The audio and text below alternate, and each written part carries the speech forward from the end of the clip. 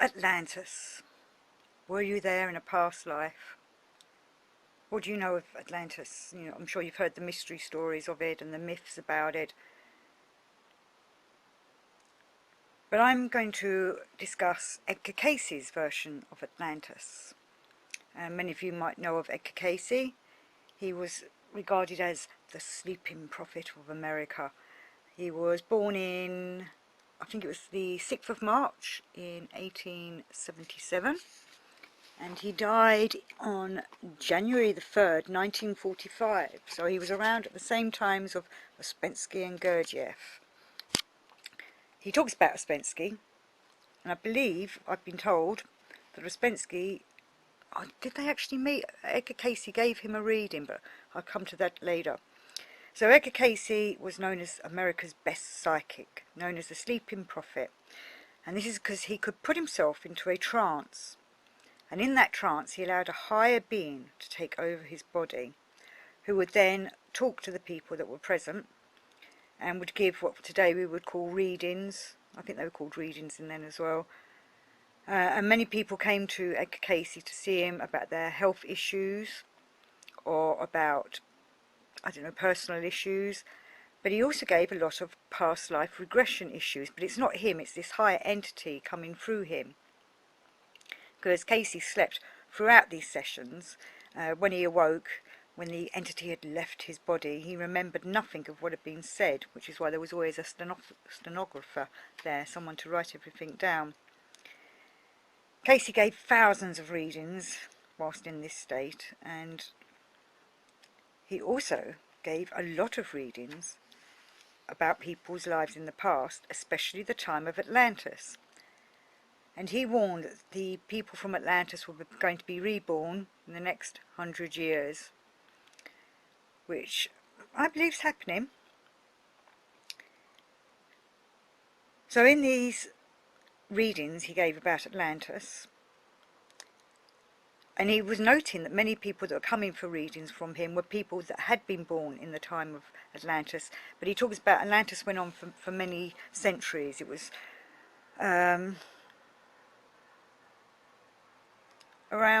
he gave around 2,500 life readings to about 1,600 different people,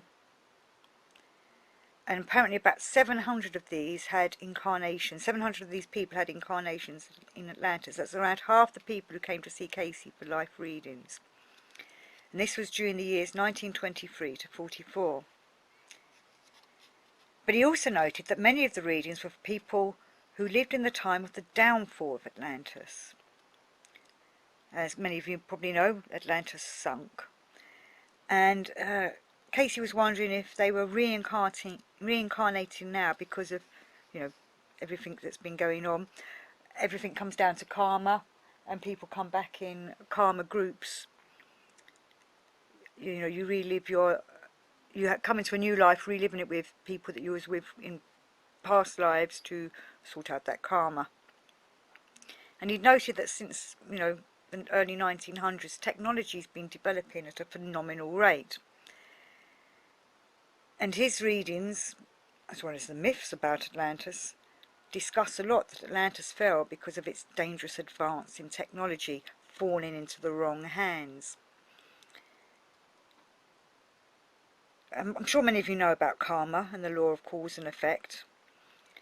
And he was debating whether those involved in the destruction of Atlantis, whether to hinder its destruction or to be part of it, would have been having to face that karma again in a future life.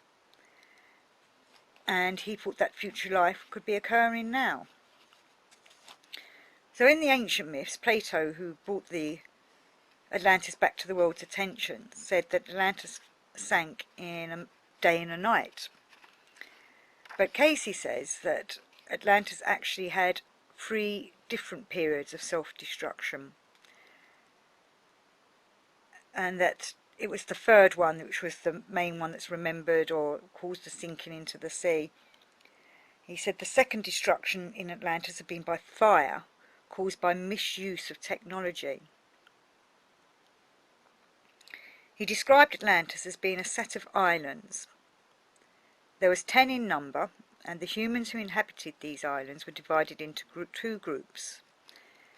And these two groups were called, first one was called the Sons of the Law of One, or the Children of the Law of One, and the second group was the Sons of Belial, Belial, and some of you may have noticed that I've done a little show about the sons and daughters of Belial.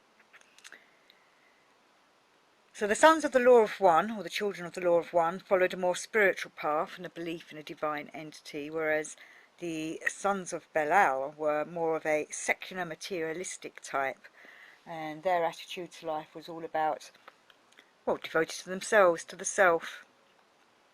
And I suppose we could relate that a lot to what's going on in this 20th century, as materialism spreads across the world and religious beliefs are being belittled by rational thought.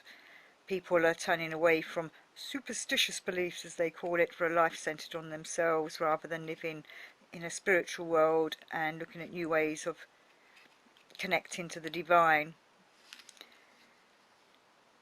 You know, I'm pretty sure that's why the mystery schools continued and ancient wisdom continued in the ancient days. Was probably people from Atlantis, from the children of the sons and daughters of the One, and the One would be the divine source. And also we've had an awakening of spirituality in the last 100 years, you know, in the New Age, but whether it's going in the right direction, well, it's for each person to decide for themselves. Now, Atlantis apparently was being overrun by large wild beasts. Some people wonder if this means the dinosaurs. He does seem to hint at that they were reptilian in style, and these animals, beasts, were threatening the humans who were living on Atlantis, their way of living. They were invading the human habitats and destroying the farmlands and such like. So the Atlanteans were making weapons to destroy them. And in the Cayce readings, they seem to be described as explosives, though I've been listening lately to a great show that I recommend on YouTube, Dark Journalist, talks about it being a like a death ray. So this weaponry was used on the animals, and the results of it also caused the destruction that started happening around the earth. So it does sound to me like it was some kind of death ray, because it caused volcanic eruptions and shifting of tectonic plates. And these were all brought about because of the explosions these Atlanteans were using on these giant beasts that were running amok around the world, around the Atlantis area. But this technology was to do with crystals. Cayce describes them all as crystals.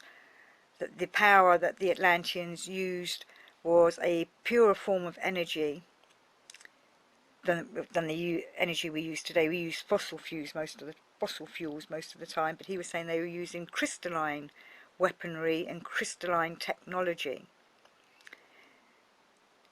And they were actually quite advanced in other ways as well for them times. They had transport that can fly through the air and swim through the waters.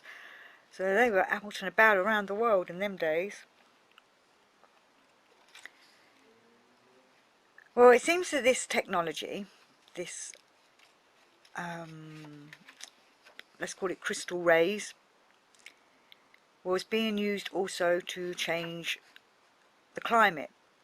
And Cayce talks about one of the characters, or you know, the people that lived in Atlantis, or some of them together, but there was one in particular, it doesn't actually mention his name, I don't think, wanted to block out the sun, which sounds a bit like what's going on today. You know, why are these humans so scared of the sun? You know, we're all trying to turn into solar beings, and if we're following Gurdjieff, Steiner and their cosmology, this planet will one day turn into a sun. The sun's the future. We need sun power.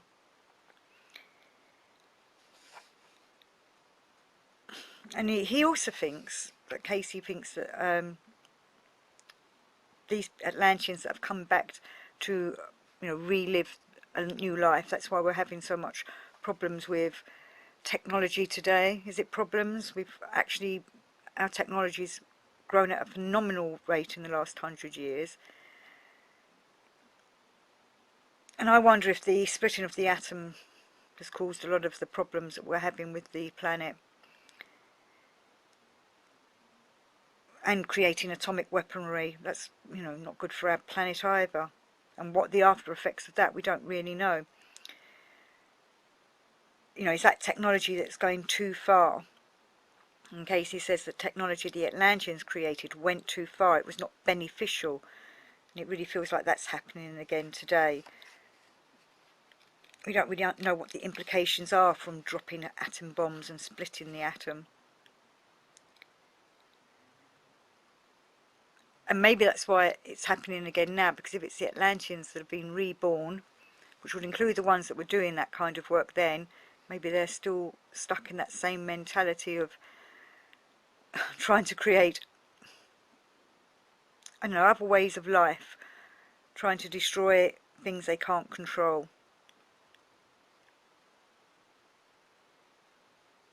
They're not applying the spiritual and moral obligations that they need to this work as they strive to improve our ways of living.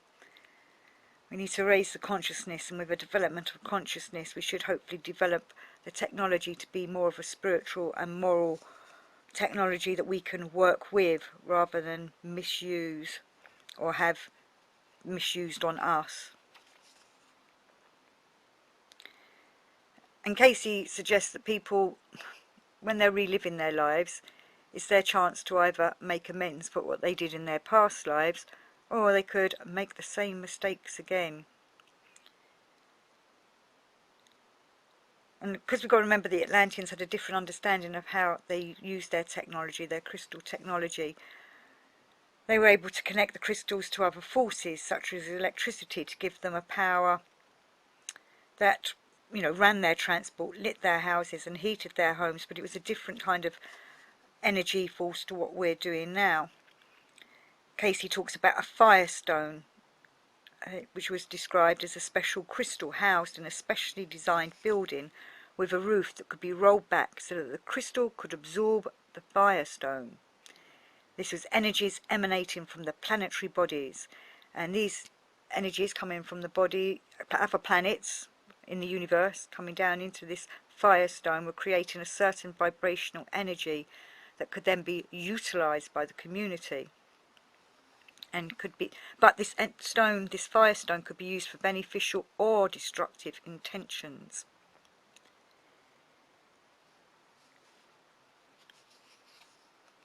Many of you have probably heard of the Hall of Records. Well, Cayce was the one who said in his readings that there are 3 halls of records around this planet. One under the Sphinx, one in the Yucatan, and the other one is in Bimini. If we could ever get those into those Hall of Records, we'd really know what was happened in the days of Atlantis and where things went wrong.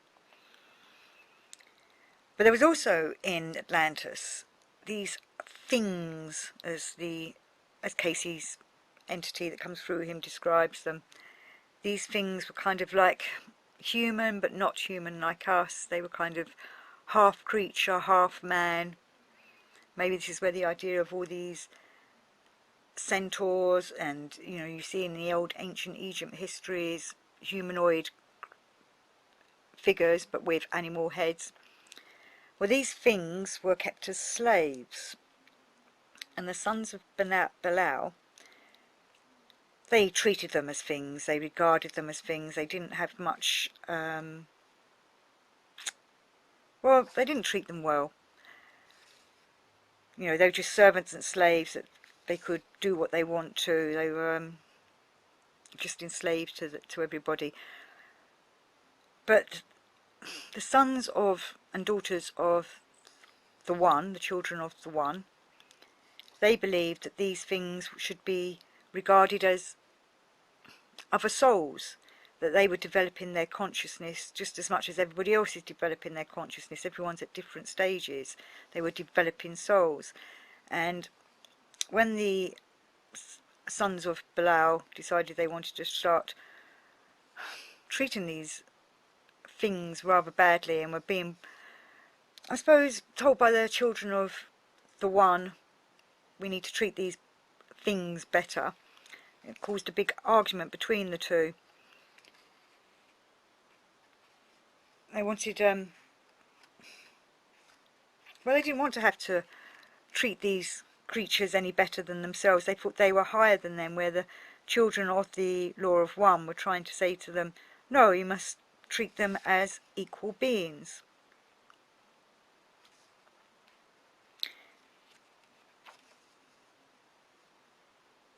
That they also are raising their consciousness and having a development as every creature's developing as they go through their life.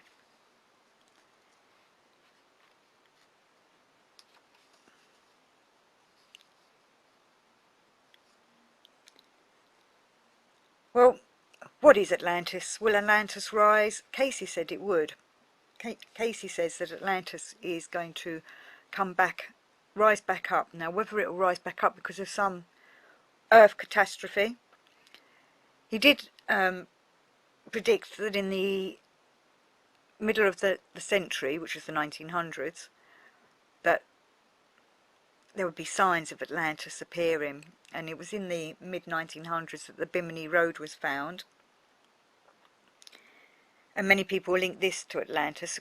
We don't exactly know where Atlantis is now, but Cayce says it was in that area. But I do wonder if we're doing a repeat of the Atlantean days. And since Atlantis has been thrust back into the human consciousness in the last 100 years, I'm sure you've seen many films made about Atlantis. There's many books written about Atlantis. It's like it's back out there in the mainstream. But is that because the Atlanteans are back living on this earth? Maybe you were one. Maybe I was one. Maybe we're trying to catch up on our karma. But I do recommend going and finding out more about Atlantis. I did do a show with Joshua about Gurdjieff's idea of Atlantis and his views on Atlantis. Be interested to hear what you guys think of Atlantis, or even where you think it is, or what you know of it, or whether we can get an expedition together to go looking for it. I used to love The Man from Atlantis. Anybody used to watch that? That was fantastic. I was just a kiddie when that came out. I used to want to be able to swim like him. Anyway, thank you for listening. And may we go forward in love and light and an awakening to conscience to one and all.